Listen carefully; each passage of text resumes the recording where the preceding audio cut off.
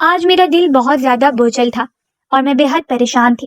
ماضی میں نے جو کچھ بھی کیا تھا ان سب کی وجہ سے میں ایک پچھتاوے کی آگ میں جل رہی تھی، اور میرے ماضی کا گناہ بار بار جب میری آنکھوں کے سامنے آتا تو مجھے جیسے خود سے گھن آتی، اپنے آپ سے کراہت محسوس ہوتی۔ دل چاہ رہا تھا کہ اس وقت خود کو نوچ لوں، لیکن اتنی بھی ہمت شاید میرے اندر نہیں تھی۔ میں اس وقت بے مقصد ایک سڑک پر چلتی جا رہی تھی، ڈھیلے ڈھالے انداز میں اپنی ماضی کی غلطیوں کو سوچ رہی تھی۔ وہ سب کچھ ایک ایک کر کے میری نگاہوں کے سامنے آ رہا تھا، اور جو گناہ میں اپنی زندگی میں کر چکی تھی اس گناہ کی کوئی معافی بھی نہیں تھی۔ میں اس وقت خود کو کوس ہی رہی تھی، آخر کیوں میں نے ایسا کیا؟ آخر کیوں میں خود پر قابو نہیں رکھ پائی تھی؟ آخر کیوں میں نے اپنے ہاتھوں سے اپنی زندگی کو اجیرن بنا دیا؟ آخر کیوں میرے ہی ساتھ یہ سب کچھ ہوا؟ کیوں میں اتنی کمزور نکلی کہ خود پر قابو نہ پا سکی؟ میں خود کو کوستے ہوئے آگے بڑھ رہی تھی، اور اس وقت ایک ہی خیال میں دماغ میں تھا کہ مجھے خودکشی کر لینی چاہیے۔ مجھے اب جینے کا کوئی حق نہیں، مجھے ایسی ذلت بھری زندگی نہیں جینی چاہیے۔ میں کس طرح اور کس کس کو اپنے کردار کی صفائی دیتی رہوں گی؟ میں کیسے یہ سب برداشت کروں گی؟ کیسے اتنی ذلت سے بچوں گی؟ میں کچھ سمجھ نہیں پا رہی تھی۔ اسی لیے خودکشی کے ارادے پر عمل کرتے ہوئے میں نے سوچ لیا تھا کہ میں اب یہی کروں گی، میں خود کو ختم کر دوں گی۔ لیکن جیسے ہی میں اسٹیشن پہنچی اور ٹرین کی پٹری کے اوپر آ کر کھڑی ہوئی تو ایک دم سے ایک خیال میرے دماغ میں آ گیا۔ اس خیال کا میرے دماغ میں آنا تھا کہ میں چونک پڑی، اور وہ جو اتنے وقت سے میرے ذہن میں منفی خیالات چکرا رہے تھے وہ جیسے ایک دم سے ختم ہو گئے۔ میرے اندر کی مایوسی جیسے بہہ گئی تھی، اور مجھے اب ایک نیا راستہ سوچ گیا تھا، ایک نیا حل میرے دماغ نے ڈھونڈ لیا تھا، اور مجھے پورا یقین تھا کہ اس کے بعد سب کچھ بہتر ہو جائے گا۔ میں چمکتی ہوئی آنکھوں کے ساتھ اسٹیشن سے نکلی اور ایک نئی منزل کی طرف بڑھ چکی تھی۔ میرا نام سمن ہے اور میں ایک 19 سال کی لڑکی ہوں۔ میرا تعلق ایک پسماندہ سے گاؤں سے ہے۔ میرے 5 بہن بھائی ہیں اور میں اپنے بہن بھائیوں میں سب سے بڑی ہوں۔ میرے ابا چودھری کی زمینوں کے اوپر مزدوری کرتے اور روزانہ کی بنیاد پر انہیں اجرت مل جاتی تھی۔ میں بچپن سے ہی گاؤں کے سرکاری اسکول میں پڑھتی تھی، جہاں سے مفت کتابیں اور مفت یونیفارم مل جاتا تھا۔ اسی لیے ابا کو میرے پڑھنے پر بھی کوئی اعتراض نہیں تھا۔ میں نے میٹرک بھی وہیں سے کیا، چونکہ میں ذہین تھی اور محنتی بھی تھی، اسی وجہ سے اچھے نمبروں سے پاس ہوئی۔ میرے اسکول کی استانیوں نے میری بہت تعریف کی اور ابا سے خاص طور پر اس بات کی درخواست کی کہ سمن کو آگے ضرور پڑھائیں، کیونکہ یہ بہت محنتی لڑکی ہے اور اس کے اندر آگے بڑھنے کا عزم ہے۔ ابا جو بیٹی کو پڑھانے کے حق میں نہیں تھے، کیونکہ ان کا خیال تھا کہ میٹرک کر لیا بس بہت ہے، اب شادی کر دی جائے۔ لیکن میں نے ابا کے ساتھ ضد باندھ لی اور گھر میں بھوک ہڑتال کر کے اپنی بات منوا لی۔ چاروں ناچار ابا نے میری بات مان لی اور ایک دن مجھے لے کر شہر آ گئے، جہاں پر انہوں نے میرا داخلہ ایک گورنمنٹ کالج میں کروا دیا۔ میں بہت خوش تھی، کیونکہ میں نے نئی منزل کی طرف ایک قدم بڑھا دیا تھا۔ گورنمنٹ کالج میں داخلے کے ساتھ ہی مجھے وہاں پر ایک پرائیویٹ ہاسٹل میں جگہ بھی مل گئی تھی، کیونکہ کالج کا ہاسٹل تو فل ہو چکا تھا اور وہاں پر اب گنجائش نہیں تھی، اسی لیے مجھے پرائیویٹ ہاسٹل میں ٹھہرنا پڑا۔ کلاسز کچھ دنوں کے بعد شروع ہونی تھی، اور تب تک میں نے کالج کے حساب سے اپنی کچھ تیاری مکمل کر لی۔ میں خوشی خوشی کالج کی کلاسز لیتی اور اس کے بعد کالج کی بس میں ہی بیٹھ کر ہاسٹل چلی آتی، جہاں پر میرا باقی کا وقت فری ہوتا تھا۔ ہاسٹل میں رہنے والی بہت ساری لڑکیاں شام کے وقت یا تو بچوں کو ٹیوشن پڑھاتے یا پھر کسی چھوٹے موٹے ادارے میں چند گھنٹوں کی نوکریاں کرتی۔ اس نوکری سے وہ اپنی تعلیمی اخراجات کو پورا کر لیتی تھیں۔ مجھے بھی جب وہ فارغ بیٹھا ہوا دیکھتی تو یہی مشورہ دیتی۔ پہلی پہل تو میں نے ان کی ایسی باتوں پر کان نہیں دھرا، کیونکہ میرے اخراجات ابو نے اٹھائے تھے، اور جس طرح انہوں نے اٹھائے تھے میں اچھی طرح جانتی تھی کہ انہیں اپنی بہت ساری ضرورتوں کو پس سے پشت کرنا پڑا ہوگا۔ ہاسٹل میں رہنے والی لڑکیوں کو مسلسل کام پر جاتا ہوا دیکھ کر آخر میرے دل میں بھی یہ خواہش آئی کہ مجھے بھی چند گھنٹوں کی نوکری کر لینی چاہیے۔ پارٹ ٹائم نوکری کے ساتھ میری بھی کافی مشکلیں حل ہو جائیں گی اور ابا کا بھی بوجھ ہلکا ہو جائے گا۔ یہی سوچ کر میں نے اپنے ساتھ کمرے میں موجود لڑکیوں سے اپنے لیے نوکری ڈھونڈنے کا کہا، اور جلدی ایک ہوٹل میں مجھے ریسیپشنسٹ کی نوکری مل گئی۔ یہ ہوٹل بھی ہاسٹل سے کچھ ہی دور تھا، وہاں پر پیدل بھی جایا جا سکتا تھا، اسی لیے اب میں کرایہ بچانے کے چکر میں وہاں پر پیدل ہی چلی جاتی۔ 3 بجے سے لے کر رات 9 بجے تک میں وہاں پر نوکری کرتی تھی اور واپس آتے مجھے 10 بج جاتے تھے۔ میں خوش تھی کہ اتنی سی نوکری کر کے مجھے ایک اچھی تنخواہ مل رہی تھی اور جس سے ابا کا بہت بوجھ ہلکا ہو جاتا۔ میں نے ابھی گاؤں میں اس بات کا ذکر نہیں کیا تھا کہ ہاسٹل کے ساتھ ساتھ میں نے نوکری بھی شروع کر دی ہے، کیونکہ اگر میں انہیں یہ بتاتی تو شاید ابا کو یہ اچھا نہ لگتا اور وہ غصے میں آ کر کہیں میری پڑھائی نہ چھڑوا دیتے۔ اسی لیے میں نے اس بات کو خفیہ رکھا اور نوکری جاری رکھی۔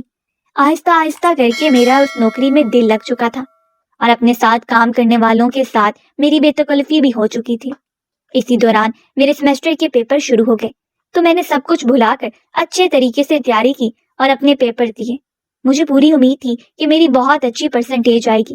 ساتھ ساتھ نوکری بھی جاری تھی اور اگلے سیمسٹر کی فیس بھرنے کی تاریخ بھی آ چکی تھی، جس کی وجہ سے صحیح معنوں میں مجھے پریشانی ہوئی، کیونکہ ابا آج کل بیمار تھے اور کافی دنوں سے وہ چودھری کی زمینوں پر کام کرنے نہیں جا رہے تھے، جس کی وجہ سے انہیں دہاڑی نہیں مل رہی تھی۔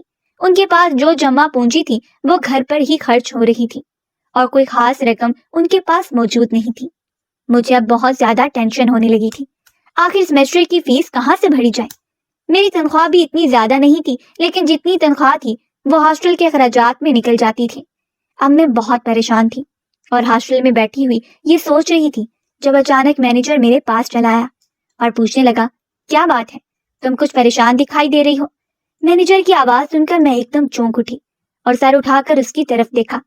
مینیجر تقریباً 50 برس کا ایک بوڑھا شخص تھا جو یہاں پر بڑے عرصے سے نوکری انجام دیتا تھا۔ اچھی خاصی تنخواہ تھی اور ہوٹل کا سارا انتظام اسی کے سپرد تھا۔ تبھی میں نے سنبھلتے ہوئے سے کہا، سر کچھ نہیں، بس ایک چھوٹی سی پریشانی ہے۔ میں نے مینیجر کو ٹالتے ہوئے کہا تو وہ کہنے لگا، کیا بات ہے، کیسی پریشانی؟ مجھے بتاؤ، شاید میں تمہارے کسی کام آ سکوں۔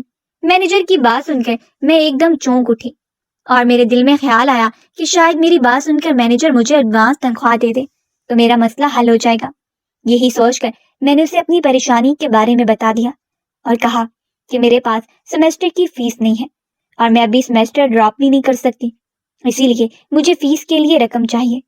اسی بات کی پریشانی چل رہی ہے۔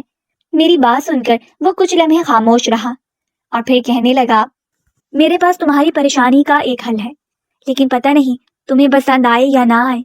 اس کی بات سن کر میں چونک گئی اور کہا، ایسا کیا حل ہے، آپ بتائیں۔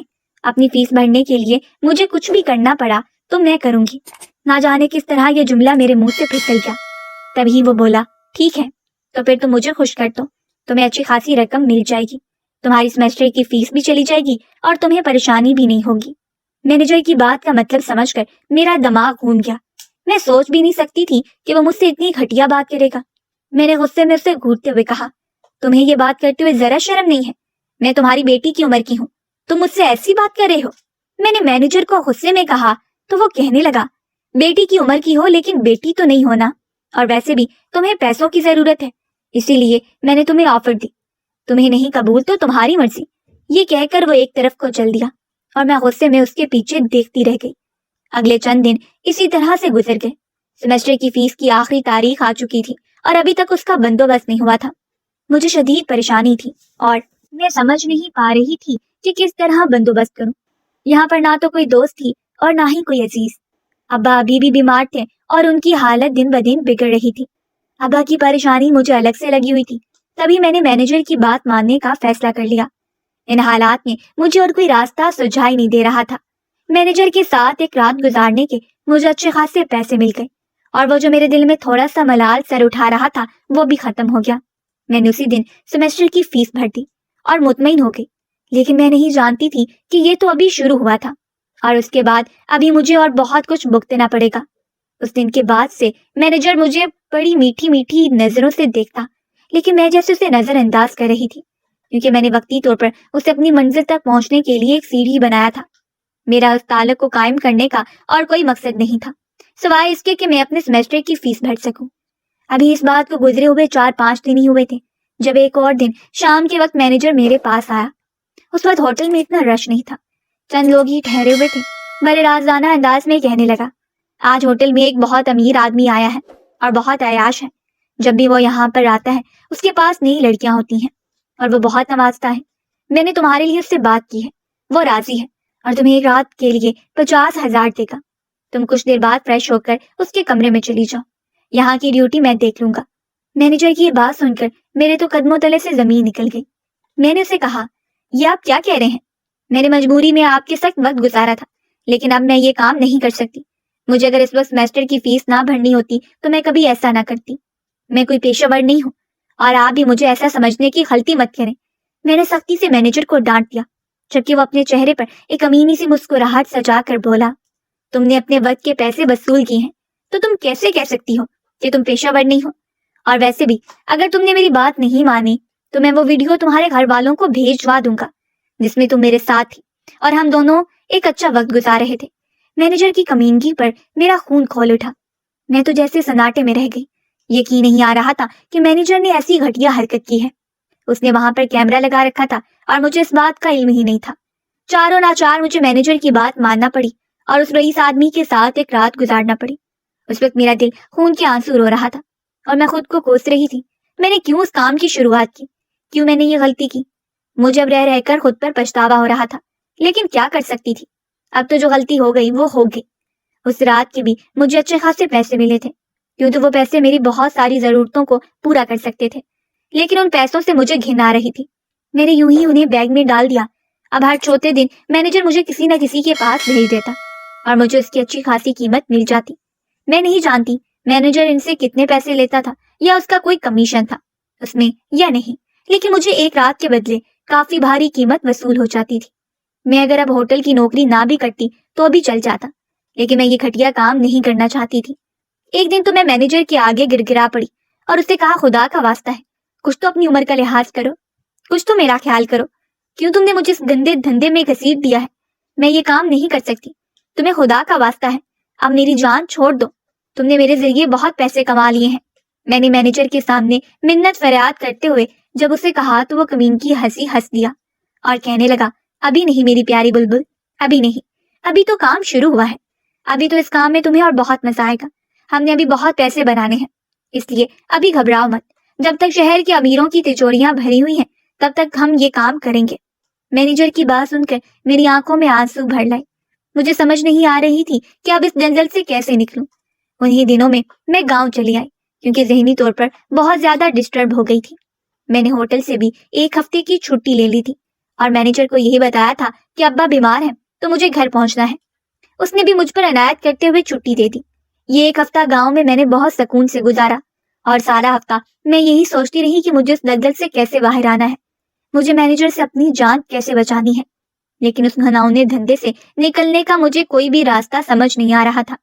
میری واپسی کا دن آن پہنچا تھا اور میں جانتی تھی کہ میرے جاتے ہی مینیجر مجھے کام سے لگا دے گا۔ یہ سوچ کر ہی آنکھوں میں آنسو بھر لائے۔ اماں سے گلے ملی تو کتنی دیر روتی رہی، یہاں تک کہ اماں پریشان ہو گئی، تبھی پوچھنے لگی، کیا بات ہے، تو ایسے کیوں رو رہی ہے؟ لیکن میں نے اماں سے کہا، اماں آپ دعا کیجیے گا میں پاس ہو جاؤں اور میرے نمبر اچھے آئیں۔ میں نے اماں کو بہلا دیا تو وہ بھی مسکرا دی اور کہنے لگی، چھلی آج تک ابھی تیرے نمبر کم آئے ہیں، تو ہمیشہ محنت کرتی ہے اور پاس ہوتی ہے، مجھے پورا یقین ہے کہ میری بیٹی اب بھی کامیاب ہوگی۔ اماں نے مجھے اپنی دعاؤں کے سائے تلے رخصت کر دیا۔ میں ہاسٹل آ گئی اور شام کو اپنی ڈیوٹی پر چلی گئی۔ مینیجر مجھے دیکھتے ہی کہنے لگا، بہت دنوں سے تمہارا انتظار تھا، مجھے تو پتہ ہی نہیں تھا کہ تمہارے جاتے ہی میں اتنا اداس ہو جاؤں گا۔ مینیجر نے مجھے آج رات کے لیے بھی کسی کے ساتھ بک کر دیا اور میں پڑاتی رہ گئی۔ اب یہ معمول بنتا جا رہا تھا، مینیجر ہر دوسرے تیسرے دن کسی نہ کسی کے ساتھ مجھے بک کرتا، وہ میری رضامندی بھی نہیں پوچھتا اور مجھے اسی بات پر غصہ آتا۔ میں اب اس گند میں گردن تک دھنس چکی تھی اور اس لیے جذباتی کیفیت میں آ کر میں نے خودکشی کرنے کا سوچ لیا۔ میں نے سوچ لیا تھا کہ میں اپنی زندگی ختم کر دوں گی، کیونکہ اس کے علاوہ تو مجھے اور کوئی راستہ نہیں مل رہا تھا۔ اسی لیے آج میں جیسے ڈیوٹی آف کر کے ہوٹل سے باہر نکلی تو خود کو ختم کرنے کے ارادے سے اسٹیشن کی طرف بڑھ گئی۔ سارے راستے میں اپنے گناہوں کو یاد کرتے ہوئے اللہ سے معافی مانگتی رہی، حالانکہ میرے گناہ اس قابل نہیں کہ اللہ مجھے معاف کرتا، لیکن پھر بھی اس کی رحمت سے مجھے ایک امید تھی۔ سارے راستے اماں ابا سے بھی معافی مانگتی رہی کہ میں نے ان کے اعتماد کو ٹھیس پہنچائی اور ان کی دی ہوئی آزادی کا غلط فائدہ اٹھایا۔ اسٹیشن پہنچ کر میں پٹری پر آ کر کھڑی ہو گئی۔ ٹرین کسی بھی وقت آ سکتی تھی اور میں اپنی موت کا سامنا کرنے کے لیے تیار تھی، لیکن اچانک نہ جانے کس طرح میرے دل میں خیال آیا اور میں نے اسے کوئی غیبی اشارہ سمجھا۔ شاید یہ میرے لیے معافی کا راستہ بن جائے، شاید اللہ تعالیٰ ابھی مجھے زندہ رکھنا چاہتا تھا اور مجھے ایک اور موقع دینا چاہتا تھا۔ یہی سوچ کر میں نے خودکشی کا ارادہ ملتوی کیا اور ایک نئی منزل کی طرف بڑھ گئی۔ مجھے یقین ہو گیا تھا کہ اب میری مشکلیں آسان ہو جائیں گی۔ اور میں جو اتنے عرصے سے اس گنج سے نکلنے کا راستہ ڈھونڈ رہی تھی وہ آخری لمحے میں مجھے سجھائی دے گیا۔ میں فوراً وہاں پر پہنچی جہاں مجھے پہلے ہی پہنچ جانا چاہیے تھا۔ دروازے پر بیل دی تو کچھ ہی دیر کے بعد ایک 45 سالہ عورت نے دروازہ کھولا۔ میں نے ڈرتے ہوئے اسے اپنا تعارف کروایا اور کہا کہ مجھے آپ سے کچھ بات کرنی ہے۔ میری بات سن کر اس نے چند لمحے سوچا اور کہنے لگی، ٹھیک ہے بیٹی، تم اندر آ جاؤ۔ اس عورت کے کہنے پر میں اندر بڑھ گئی۔ وہ عورت اور کوئی نہیں بلکہ اس مینیجر کی بیوی تھی اور یہ گھر اسی مینیجر کا تھا۔ میں نے سوچ لیا تھا کہ مینیجر کے گھر پر جا کر اس کی بیوی کو ساری حقیقت بتاؤں گی، پھر ہی شاید وہ مجھ پر رحم کرے۔ میرے پاس اس کے علاوہ اور کوئی چارہ نہیں تھا۔ میں نے ڈرتے جھجکتے ہوئے مینیجر کی بیوی کو ساری حقیقت بتا دی، اسے مینیجر کے کرتوت کے بارے میں آگاہ کیا اور آخر میں روتے ہوئے اس کے آگے ہاتھ جوڑ دیے۔ خدا کے واسطے آنٹی میرے اس معاملے میں مدد کریں، وہ بات بات پر مجھے بلیک میل کر رہے ہیں۔ میں نے ایک بار مجبوری میں یہ قدم اٹھا لیا تھا، لیکن اب میں یہ کام نہیں کرنا چاہتی۔ میں ایسی لڑکی نہیں ہوں۔ میں آپ سے بھی معذرت چاہتی ہوں۔ میں نے آپ کو یہ ساری حقیقت بتا کر آپ کے ساتھ بہت غلط کیا۔ مینیجر کی بیوی کا چہرہ زرد پڑ گیا تھا، اس کی آنکھیں اس وقت دھواں دھواں ہو رہی تھیں، لیکن پھر بھی اس نے میرے سر پر ہاتھ رکھتے ہوئے کہا، بیٹی تم فکر مت کرو، مجھ سے جو ہو سکا میں تمہاری مدد کروں گی، لیکن آئندہ کے لیے تم کبھی اس مینیجر کی بات نہیں مانو گی، میں خود اسے دیکھ لوں گی۔ مینیجر کی بیوی نے مجھے کافی تسلی دی اور میں وہاں سے نکل آئی۔ مجھے پوری امید تھی کہ اب ایسا کچھ نہیں ہوگا۔ اگلے دن مینیجر نے پھر مجھ سے کہا کہ آج رات تمہیں ایک آدمی کو خوش کرنا ہے، تیار رہنا۔ مینیجر کی بات سن کر میں کانپ اٹھی۔ تبھی میں نے اس کی بیوی کو فون کر دیا اور اسے بتا دیا کہ اس نے آج رات کے لیے پھر سے میرا سودا کیا ہوا ہے۔ اس کی بیوی نے کہا کہ تم وہیں پر رہو اور اس کے سامنے ایسا کچھ مت کرنا جس سے اسے کوئی شک ہو۔ مینیجر کی بیوی کی بات سن کر میں نے سر ہلا دیا۔ تھوڑی ہی دیر کے بعد اس کی بیوی مجھے اپنے پاس آتی ہوئی دکھائی دی۔ میں حیرت سے دنگ رہ گئی۔ تبھی اس نے کہا کہ میں یہاں پر کہیں بیٹھ جاؤں گی اور جب وہ تمہیں جانے کے لیے کہے تو وہ جو برقعے میں لڑکی بیٹھی ہوئی ہے اسے اپنی جگہ پر بھیج دینا۔ اس کی بیوی کی بات سن کر میں نے حیرت سے اسے دیکھا اور کہا، وہ لڑکی کون ہے؟ تو کہنے لگی، تمہیں اس سے مطلب نہیں ہونا چاہیے، تم بس اس لڑکی کو کہہ دینا۔ یہ کہہ کر وہ ایک جگہ پر ایسے بیٹھ گئی کہ اس کا چہرہ دکھائی نہیں دے رہا تھا۔ تبھی تھوڑی دیر کے بعد مینیجر کا فون آ گیا اور اس نے کہا کہ کمرہ نمبر 302 میں آ جاؤ۔ میں نے اس لڑکی سے جا کر کہا تو وہ سر ہلاتی ہی اٹھ کر چلی گئی۔ میں ساری صورتحال پر پریشان تھی۔ تھوڑی ہی دیر کے بعد مینیجر گھبرایا ہوا پریشان سا باہر نکلا۔ اس کے ساتھ وہ برقعے والی لڑکی بھی تھی۔ اب اس کا نقاب ہٹا ہوا تھا۔ وہ سیدھا اپنی بیوی کے پاس گیا اور روتے گڑگڑاتے اس سے معافی مانگنے لگا۔ وہ لڑکی کوئی اور نہیں بلکہ مینیجر کی بیٹی تھی اور مجھے اب مینیجر کی بیوی کا پلان سمجھ میں آیا تھا۔ مینیجر نے جب اپنی ہی بیٹی کو میری جگہ پر وہاں دیکھا تو اس کے قدموں تلے سے زمین نکل گئی تھی اور وہ جیسے ایک دم سکتے میں آ گیا تھا۔ اپنی بیٹی کو اس جگہ پر دیکھنا اس کے لیے بہت تکلیف دہ ثابت ہوا تھا اور تبھی اسے میری اذیت کا اندازہ ہوا۔ وہ فوراً میرے پاس آیا اور مجھ سے معافی مانگنے لگا، جبکہ میں اسے نفرت سے دیکھتی وہاں سے نکل گئی تھی۔ اس دن کے بعد سے مینیجر نے دوبارہ کبھی مجھے کسی کے ساتھ وقت گزارنے کے لیے تنگ نہیں کیا، بلکہ اب وہ اکثر مجھ سے شرمسار نظر آتا اور بہانے سے مجھ سے معذرت کرتا ہوا نظر آتا۔ مینیجر کو ایسا آئینہ خود اس کی بیوی نے دکھایا تھا کہ اب اس کا مکروہ چہرہ ساری زندگی اسے پچھتاوے کا احساس دلاتا رہے گا۔ اس دن کے بعد سے وہ مالی طور پر میری مدد کرنے لگا تھا اور خاموشی سے مجھے کچھ پیسے دے دیتا تھا، یوں جیسے اپنی گزشتہ گناہوں پر شرمندہ ہو کر ان کا کفارہ ادا کر رہا ہو۔